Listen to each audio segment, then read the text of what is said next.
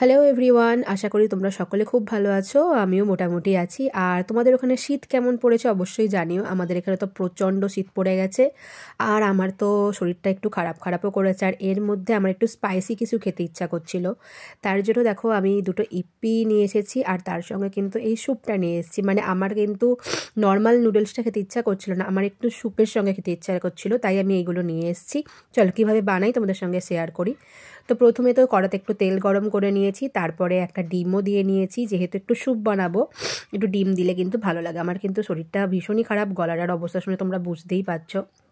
তো প্রথমেই ডিমগুলোকে ঝুড়ি করে ভেজে নিয়েছি। এরপরে পেঁয়াজ, গাজর, ক্যাপসিকাম, কাঁচা লঙ্কা আর অল্প একটু রসুন দিয়েছি, কারণ রসুনের ফ্লেভারটা আমার এই সময়ে ভীষণ ভালো লাগে। তারপর তো সবজিগুলোকে একটু ভালো করে ভেজে নিয়েছি, আর অল্প একটু হলুদ গুঁড়ো আর নুনও দিয়ে দিয়েছিলাম।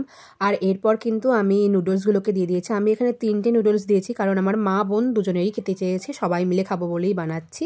3খানা নুডলস দিয়েছি, আর এগুলোকে একটু হালকা ভাজা মতন করে নিতে হবে, মানে তখনও জল অ্যাড করলে হবে না। আর এই মশলাটা দেওয়ার পর অল্প একটু সামান্য জল অ্যাড করতে হবে। তারপর এমনি জাস্ট হাতে করে একটু অল্প জলের ছিটে দিয়ে দিতে হবে, মানে অনেক জল কিন্তু ঢালবো না, তাহলে কিন্তু এখানেই পুরো ম্যাগিটার মানে ইপ্পিটা পুরোটাই নরম হয়ে গলে যাবে। তারপরে দেখো এই স্যুপের যে পাউডারটা ছিল, ইনস্ট্যান্ট স্যুপের পাউডারটা, আমি এখানে কর্ন স্যুপটা ব্যবহার করছি।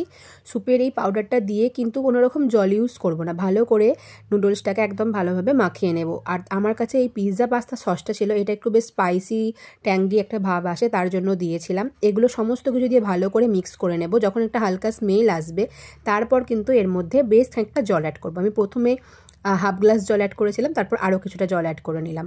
দেখো অনেকটাই জল কিন্তু এর মধ্যে দিতে হবে, কারণ তবেই ওই স্যুপের যে ঘনত্ব ব্যাপারটা আসবে। ব্যাস, আর কিছুই করণীয় নয়। এবার কিন্তু ছেড়ে দিতে হবে। আর যদি তোমরা আরেকটু ঝাল খেতে চাও, এই পর্যায়ে কিন্তু তোমরা একটুখানি লঙ্কার গুঁড়ো অথবা গোলমরিচের গুঁড়ো দিয়ে দিতে পারো। আর এর সঙ্গে কিন্তু আমি যে ডিমের ভুজিয়া করে রেখেছিলাম সেগুলোও দিয়ে নিলাম। আর জাস্ট দেখো এবার ফুটে যা ঘনত্বটা এসেছে, খুব সুন্দর একটা গাঢ় স্যুপ তৈরি হয়।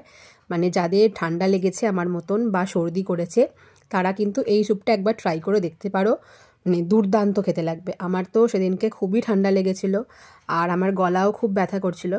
তার মাঝখানেও আমি হেসে তোমাদের সঙ্গে ভিডিও বানাচ্ছিলাম। আর আমার এটা গরম খেতে খুবই ভালো লেগেছে। অনেকটা কোয়ান্টিটি হয়, আর পুরো পেট পুরো ভর্তি থাকে। আমার তো খুব ভালো লাগলো।